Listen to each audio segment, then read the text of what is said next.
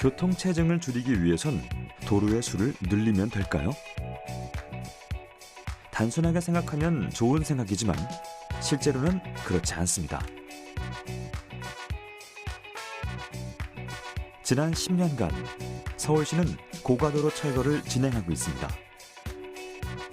매년 하나 정도 철거가 진행되고 있죠. 고가도로 철거 전후의 차량 속도를 비교해보니 철거 뒤 주변 교통 흐름이 나아지는 경우가 많았기 때문입니다. 또 고가도로가 사라지며 도시의 경관도 더 좋아지고 있죠.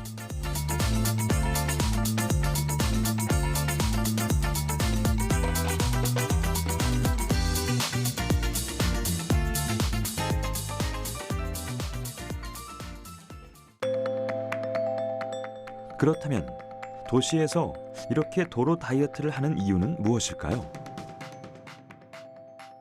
고가도로의 필요성 자체는 항상 있습니다. 그래서 고가도로에 순기능이 있습니다. 예를 들면은 고가도로는 연속료 도로를 만들어서 신호등이 필요 없이 빠르게 많은 용량이 통과할 수 있게 만드는 그런 장점이 있습니다. 그런데 그 장점에도 불구하고 그 고가도로에 또 역기능이 또 존재합니다. 그거는 조금 높은 속도로 해서 소음을 발생시키고, 그 다음에 많은 교통량을 통과시킴으로써 교통량 집중을 발생시키고, 주변이 슬럼화되고 보행자 친화적이지 않고 그런 문제를 발생시킵니다. 여기 도로 다이어트의 중요성을 내세운 또 다른 이론이 있습니다. 길이 새로 생기면 교통 흐름이 더 나빠진다.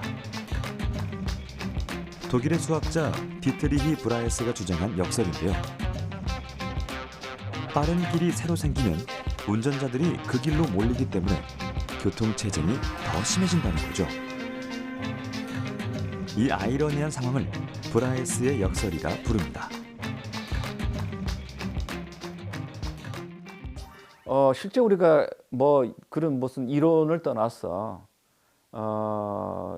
이게 교통 문제를 우리가 해결한다는 측면에서 본다면 이제 예컨대 뭐 도로를 확보해 준다든가 새로운 어떤 신설 도로를 놓거나 뭐 이렇게 하면 교통 문제가 해결이 되는 것 같은데 실제 현실을 보면 이제 이용자 입장에서 보게 된다면 거기 가니까 잘 빠지더라. 라는 이제 그런 인식을 하게 된다면 과거에 없었던 새로운 교통 수요들이 발생하게 됩니다. 사람들이 다시 들어오게 돼요. 그렇게 해서 교통 문제 해결을 위해서 도로를 더 늘리고 또 폭을 더 늘리는데 일정한 시점이 지나면 오히려 차량이 더 많아지는 이런 현상이 일종의 그 교통이 갖고 있는 아주 독특한 역설이라고 볼 수 있습니다. 그렇게 해서 이 교통 문제는 이른바 이제 그 수요 접근과 공급 접근이 있는데 이 공급이란 측면에서 시설을 더 많이 늘려준 데 가지고 교통 문제 해결되지 않는 것이 바로 교통 문제 굉장히 중요한 특징이에요. 그 경우는 오히려 수요를 억제하는 것이 교통 문제 해결에 더 도움된다고 보죠. 유레카!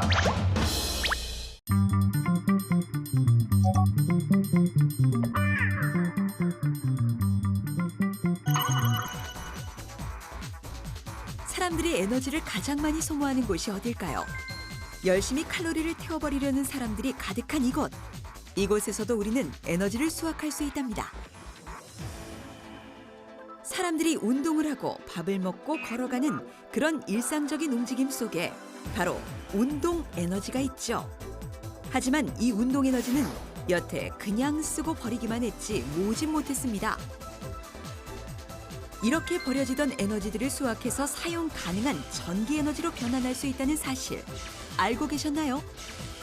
운동도 하고 에너지도 모을 수 있는 바로 여기가 에너지 핫플레이스였다는 사실. 이 모든 것을 가능하게 만드는 것 바로 신재생에너지 원천 기술로 각광받고 있는 에너지 하베스팅 기술입니다.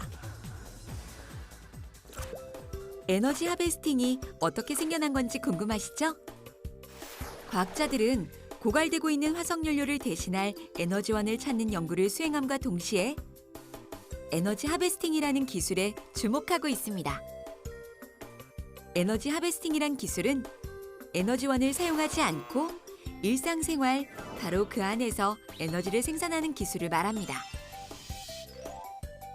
열, 중력, 빛, 진동에너지, 사람의 움직임 등 다양한 종류의 에너지를 활용한 하베스팅 기술이 있고 심지어 버려지는 잉여 전파를 이용한 하베스팅 기술도 개발 중이라고 합니다. 에너지 하베스팅 기술은 에너지 생산과 더불어 우리 사회 속의 에너지 격차를 해소하는 데도 도움이 될 거라고 전망하는데요. 말하자면 경제적으로 어려워서 에너지 사용이 어려운 저소득층이나 소외계층에 보다 저렴하고 효율적으로 에너지를 공급할 수 있어 에너지의 사회적 격차를 줄일 수 있다는 것입니다. 나아가서는 전 세계적으로 문제가 되고 있는 환경오염, 지구온난화 같은 문제를 해결할 수 있는 새로운 방법이기도 하죠. 이런 에너지 하베스팅 시장 규모는 2018년의 경우 4,360억 원 정도로 매년 10.8%씩 계속 성장할 전망입니다. 나아가 2020년에는 약 5조 원에 이를 정도로 시장 규모가 커질 것으로 예상되고 있죠. 유레카!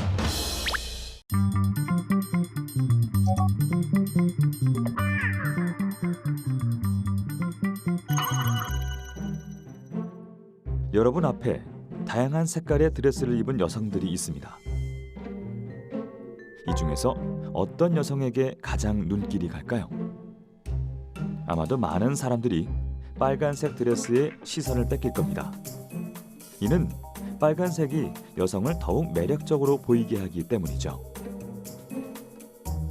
프랑스 한 연구진의 실험에 따르면 빨간색 옷이나 장신구를 착용한 종업원이 30% 이상 팁을 더 많이 받았다고 합니다.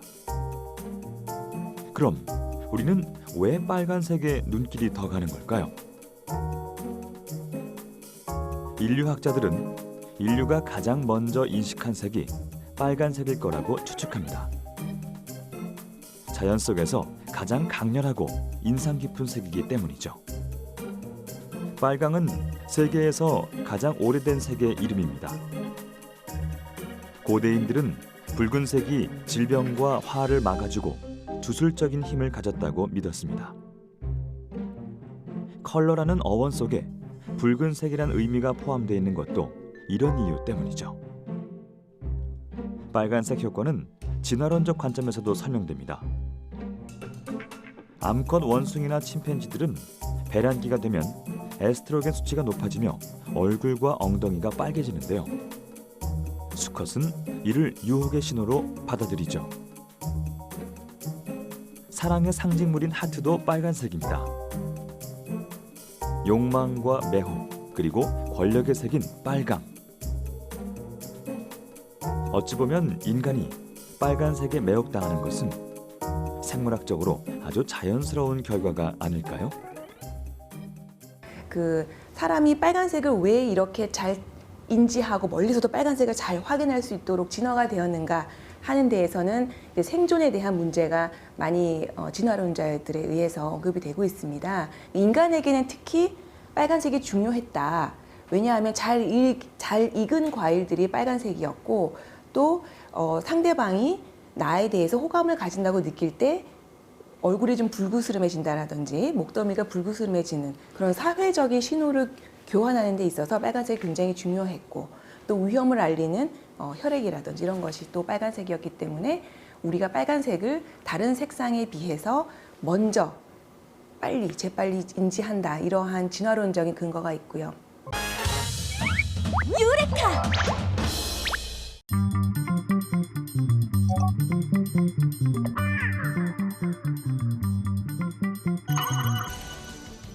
우리도 모르게 버려지던 에너지들, 진동이나 사람의 움직임, 태양빛, 열, 이 모든 것이 에너지가 된다고 하니 그야말로 발상의 전환이죠. 그 중에서도 가장 순수한 에너지, 우리가 움직이며 발생하는 운동 에너지, 바로 인간 동력입니다. 이 순수한 운동 에너지를 수확해 놀이기구를 만드는 곳이 있습니다. 아이들이 꿈을 키우는 놀이터에서 아이들의 놀이 동작으로 전기 에너지가 만들어진다니 참 신기한 일이죠. 아이들은 에너지 하베스팅 기술로 만들어진 놀이기구를 타고 즐기면서 에너지에 대한 새로운 생각을 갖게 된다고 합니다. 에너지 하베스팅 기술로 만들어진 국내 유일의 자가발전 놀이기구. 도대체 이런 놀이기구를 만드는 곳은 어디일까요? 저희 제품에는 이 발전기에는 에나멜 코일과 자석이 내장이 되어 있고요. 저희가 어린이들이 이제 앉아서 페달을 돌리면은 이 운동 에너지가 전기 에너지로 변환이 되고요. 이런 식으로 조명이 나올 수 있게 또 어플리케이션을 추가로 장착을 또 할 수가 있습니다. 아이들이 직접 페달을 돌리면 운동 에너지가 전기 에너지로 바뀌면서 조명이 켜지게 됩니다. 단순한 놀이가 에너지 수확이 된 겁니다.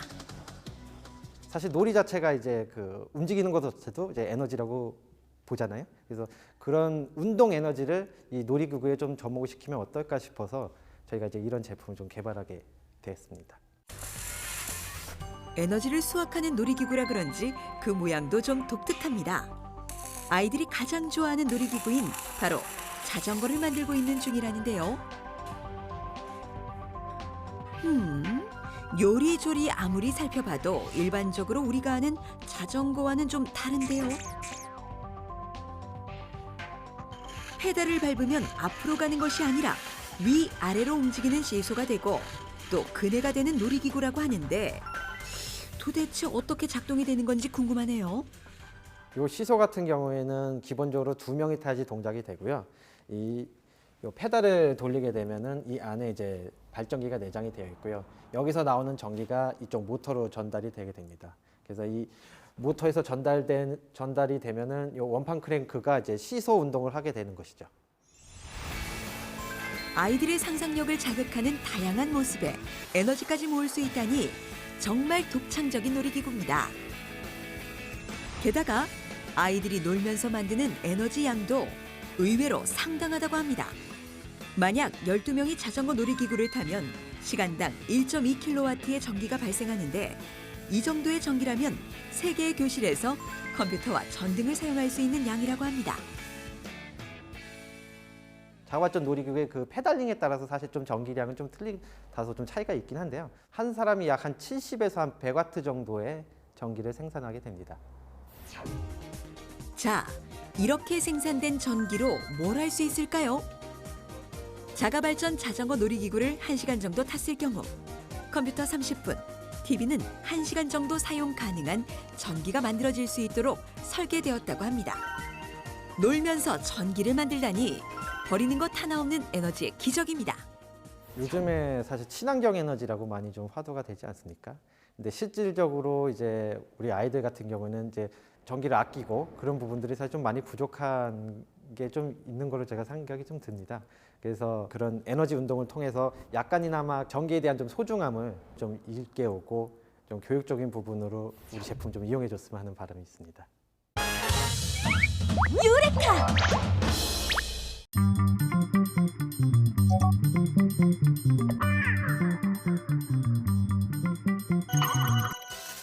에너지라고 하면 화석연료를 생각하기 쉽지만 주변을 둘러보면 모든 것이 다 에너지로 가득합니다. 단순하게 걷고 뛰는 일, 우리가 조깅을 할 때도 운동 에너지가 만들어지죠. 몸을 굽혔다 펴고 손을 들었다 내리는 그런 동작에도 에너지가 만들어집니다. 물체가 진동하고 움직이는 순간에도 에너지는 발생하죠. 우리 존재 자체가 에너지를 발생시키는 에너지원이라고 볼 수 있답니다. 그렇다면 에너지 하베스팅 기술에서 가장 많이 활용되는 에너지원은 무엇일까요? 바로 압력에 의해서 발생되는 압전 에너지입니다. 쉽게 말하자면 이렇게 뛰면서 생기는 자극, 눌러지는 압력에 의해서 전기 에너지가 만들어지는 겁니다. 압력 발생에 의해 만들어진 전기 압전 에너지죠. 어떤 판에 물리적인 자극이 가해지면 이것이 전기 에너지로 바뀌어 전구에 불을 밝힐 수 있다는 거죠. 이것을 정압전 효과라고 합니다. 압력을 받은 압전체의 형상이 변하면서 앞전체 내에 전이차가 발생하게 되고 그 전이차에 의해서 전류가 발생하게 되는 겁니다. 라이터의 부싯돌을 눌러 자극을 가해 불이 켜지는 것도 바로 이런 정압전 효과 때문입니다. 아랍에미리트의 수도 아부다비의 공항에도 이런 앞전판을 설치해서 전기를 수확하는 곳이 만들어졌는데요. 사람들이 이 바닥을 발로 밟고 걸어가면서 생긴 압력 에너지가 전기로 바뀌게 되는 겁니다. 얼마만큼의 전기가 생산됐는지 공항 안의 전광판에 표시도 된다는데요. 이 전광판을 구동하는 에너지도 앞전판을 통해서 생긴 전기라고 합니다. 유레카!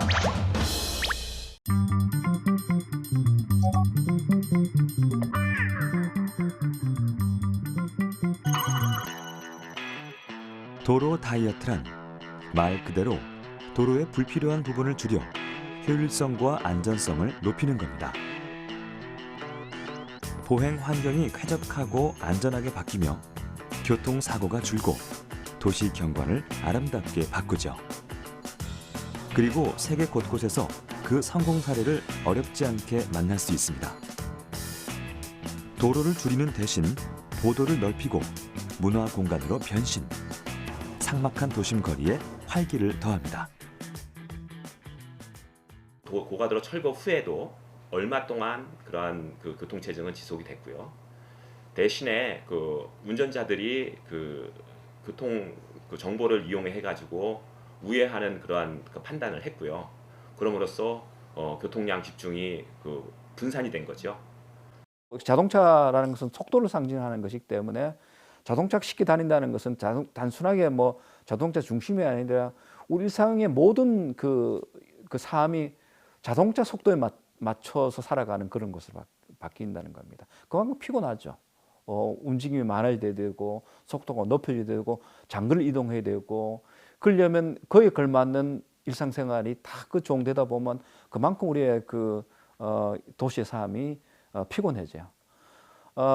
대신 이제 차가 들어오지 않는 이제 그런 도로에 사람들이 신명나게 뭐 걷고 그 다음에 이동할 수 있도록 이런 이제 것으로 바뀌게 되면서 그렇지 않을 때보다도 이제 그런 보행자들을 대상으로 하는 여러 가지 도시 기능들이 생겨나요. 그만큼 도시 공간이 이제 탄력적으로 이제 바뀌고 오히려 더 그 죽었던 그런 그 도심들이 되살아나는 이런 것들을 우리가 보게 되죠. 유레카!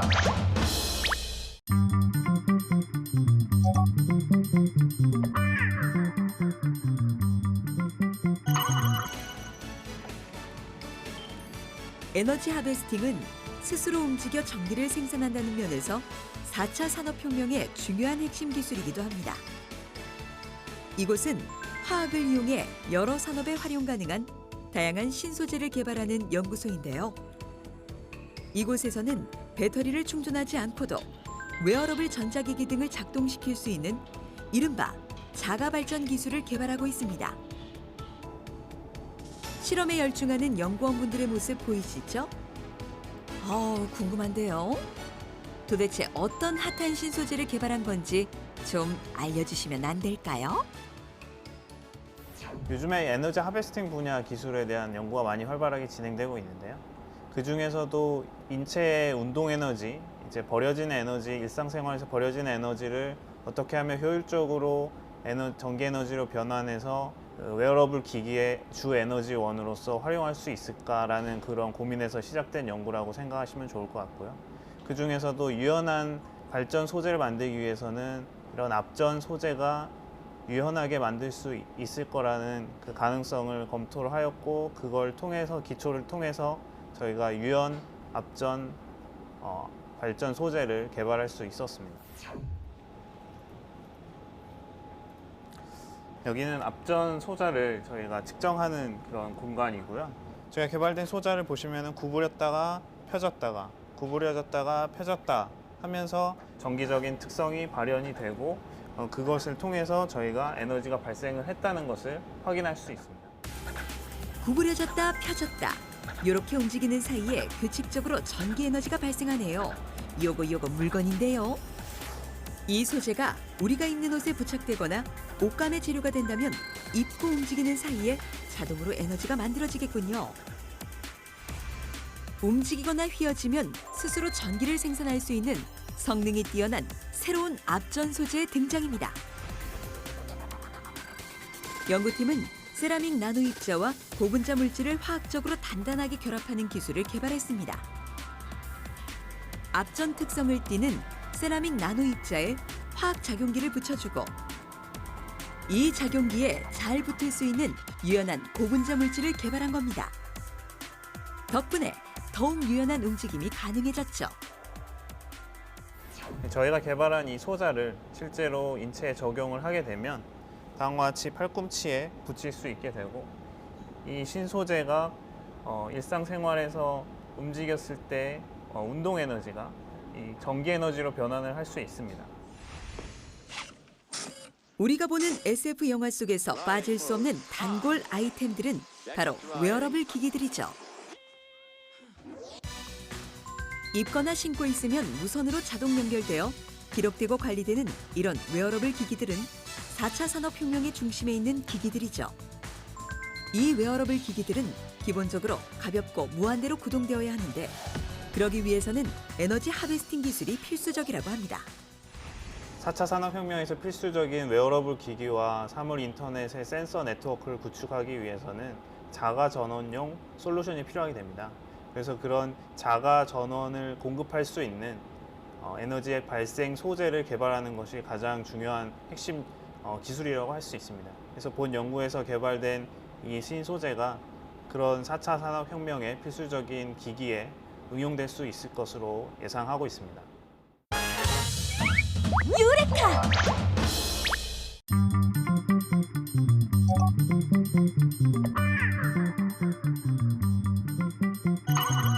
에너지 하베스팅 기술은 위급한 상황, 전력이 없을 때 사람의 생명을 살릴 수도 있는 핵심 기술입니다.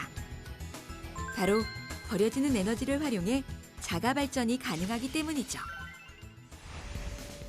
이곳은 바로 그런 에너지 하베스팅 기술을 기반으로 한 신개념 하이브리드 배터리를 만드는 곳입니다. 조난을 당하거나 위급한 상황에서 구조를 요청하려고 하는데 배터리 잔량이 없다는 상상을 한번 해보세요. 위급한 상황에서 더욱 빛나는 에너지 하베스팅 기술 아닌가요? 에너지 하베스팅 기술을 적용한 저희 제품이 바로 이 제품입니다. 에너지 하베스팅 기술이 주요 적용된 부분은 태양광과 그리고 열을 모아서 발전할 수 있는 열전 소자가 적용되어 있습니다.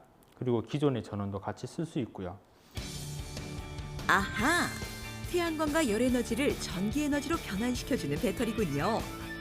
그런데 지금 뭐라는 건가요? 지금 이 상황은 조난이나 특이한 상황을 한번 저희들이 가정을 해본 그런 경우입니다. 위쪽은 차가운 그런 바깥 환경을 지금 조성을 해놨고요, 인위적으로. 그리고 아래쪽은 인체와 비슷한 온도 약 30도씨 정도를 이제 세팅을 해놓은 그런 상황입니다. 이런 상황 속에서 얼마나 이제 제품이 무리 없이 동작을 하는지, 그리고 에너지를 얼마나 잘 충전하는지, 그걸 지금 테스트하는 그런 모습입니다. 그런데 만약 태양이 없는 상황에서 위급 상황이 발생하면 이거 작동 안 되는 거 아닌가요?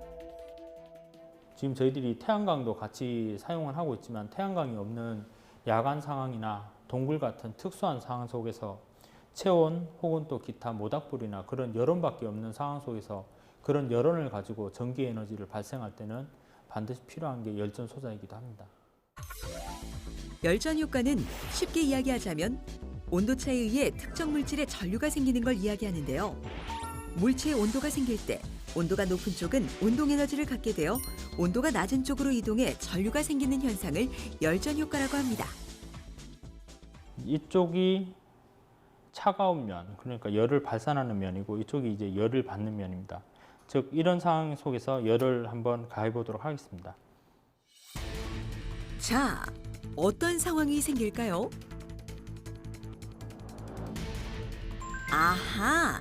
전류가 발생돼서 불이 들어옵니다. 정말 신기하네요. 에너지 하베스팅 기술이라고 하면 아직까지 생소한데요. 산업 현장, 즉 버려지는 열이 많은 현장, 뭐 철광 산업이라든지 기타 다른 뭐 열이 많이 발생하는 그런 지역에서 굳이 사람들이 가서 뭐 에너지 배터리 팩을 교환하지 않고 계속 무한정으로 전파 송출이라든지 이상 유무를 판단하는 데 쓰이는 에너지 공급원으로 많이 쓰이고 있습니다.